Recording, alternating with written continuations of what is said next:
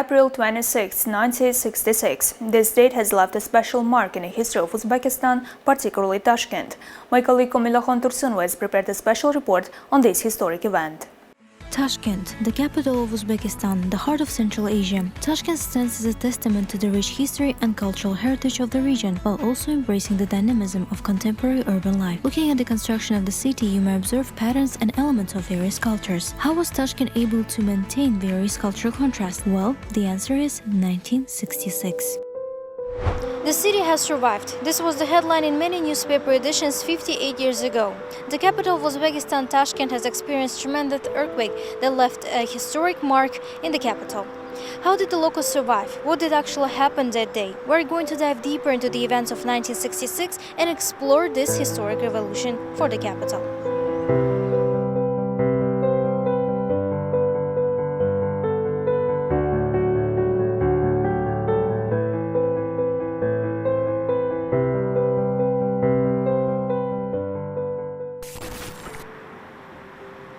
"5:23 on the clock, 26th of April 1966. The city shakes with a magnitude of 5.2 and the seismic effect on the Earth's surface at the epicenter exceeded 8 points.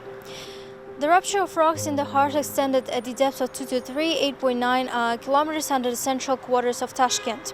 The center of Tashkent was mainly destroyed. More than 2 million square meters of the residential area were destroyed. More than 300,000 people were left homeless. Over 230 administrative buildings, about 700 commercial facilities, 180 educational institutions, 185 medical and 245 industrial buildings were destroyed in the natural disaster. In the first days after the earthquake, the aftershocks were accompanied by the sharp sounds. For 2 years, local residents shuddered from these tremors, and by the end of December 1969, the total number of these occasions exceeded 1,100.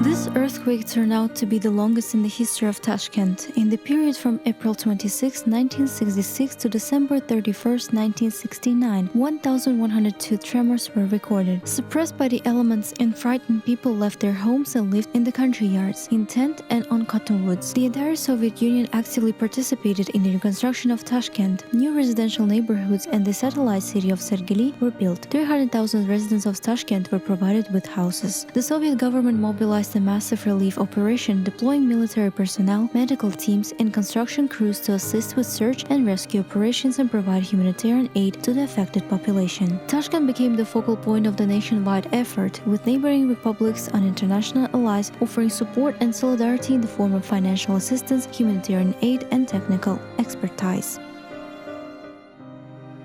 Now you know the background story of the earthquake. However, the question arises here. Looking at the magazines like Pravda Vostok of that year, I noticed one pattern. Earthquake was not at the center of the news lines. Why is that so? A question appeared in my mind, so I decided to ask the people who have been there on that day.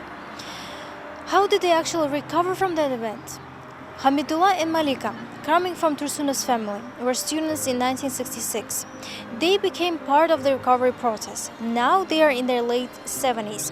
Recalling those times, they have shared their stories and experiences in that year.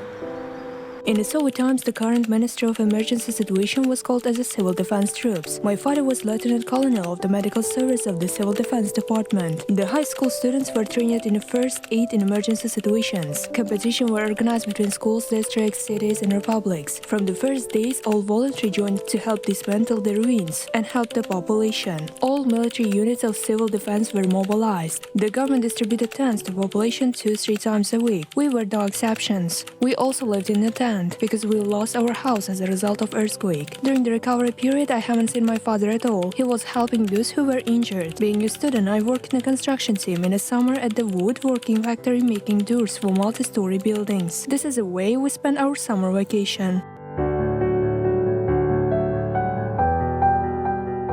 Было дело рано утром, 5:25. Утром спал, почувствовал, что что-то трясет. И я понял, что дело серьезное. Ни у кого никакого опыта нету, что делать в таких ситуациях. Это землетрясение послужило сигналом всем. В первый день мы даже не знали об этом. Почему? Потому что мы с самого утра уже были мобилизованы, а эта информация, она не доходила. И я еще одну вещь скажу, что в то время в нашей махалле всего 2-3 телефона было. И не было, как сейчас, таких удобств связи. Мы начали между собой, студенты, обмениваться информацией. И тогда мы начали уже слышать, что самое сильное землетрясение было в центре города. И было поставлено перед нами, студентами, задача создавать уже строительные бригады. Конечно, не для стройки, но для хотя бы начала. То, что мы можем, это расчистку улиц, дворов, в которых поломались дома, учреждений. И вот в один момент, когда работали, это уже была вторая половина дня, ближе к вечеру, опять тряхануло. Очень сильно тряхануло. Мы так посмотрели, грузовая машина стояла на улице Карла Маркса, и она начала шевелиться. До того было сильное землетрясение. У нас в семье, хоть и многодетным мы были, папа привел 2 семьи. Это семья Ивановых, старик со старушкой, и семья Пинских, 5 человек там было. И вот здесь я удивляться стал, как это так? Без суматохи, без паники людей быстро расположили, по рабочим местам расставили. И самое главное, они что сделали? Распределили уже на группы, то есть взрослое население, детское население. Детское население, чуть-чуть земля, если тряханет, они уже начали, нервничать, психовать начали, плакать начали мелкие дети, маленькие дети.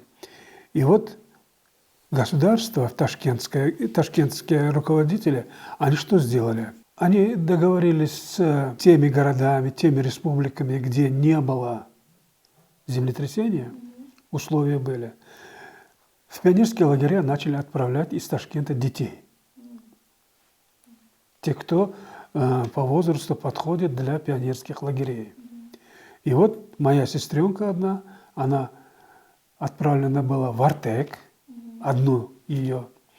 Так, еще сестренка и брат, они уехали в Подмосковье на все лето, бесплатно, за счет средств, выделенных государством. Теперь, когда мы говорим о людях, которые строят дома, они строили от души. Они не говорили, вот за эту работу мне столько дашь. Нет. Вот помогали, если сверхурочная работа, без оплаты сверхурочная работа выполнялась. Конечно, мы еще сегодня живем в тепличных условиях, человек рабочий работает одну смену. Они оставались и после смены. Сверхурочно работали. Почему? Они видят. А потом у нас есть поговорка «все хорошее, хорошим и вернется». Now we know that several nations participated in recovering the heart of Uzbekistan. We have real stories from those who were at the spotlight of the event. Let's go back to the Tashkent and its cultural contrast. How did the city recover? How was the construction plan created? Let's analyze the relevant documents and the general plan of the city in 1967. The General Plan of Tashkent and the project of planning its suburban zone was the main planning regulation document that determines the prospects of housing, cultural, domestic and communal construction of the estimated period for 20-25 years. The document was developed by the collective of the Institute Tashgi Brogor and approved by the decision of the Central Committee of the Communist Party of Uzbekistan and the Council of Ministers of Uzbek SSR on May 4, 1966. After the earthquake of April 26, 1966, it was necessary to make some changes in the basic guidelines of the master plan. The Council of Ministers of the USSR by its resolution of February 21, 1967, and the Central Committee of the Communist Party of Uzbekistan and the Council of Ministers of the Uzbek Soviet Socialist Republic by the resolution of April 10, 1967, approved the main provisions of the General Plan for Development of Tashkent. In 1976, an architectural complex Courage dedicated to the elimination of the consequences of the earthquake was erected on the site of the destroyed Kashgar district. By 1980s, the total territory of Tashkent increased to 23,000 hectares. Territorial development proceeded mainly in the northern, eastern and southwestern directions. To provide the population of the capital of Uzbekistan with comfortable, convenient and spacious housing, about 50 million square meters of housing until 1980s were built. The city was built up mainly with 4-story residential houses.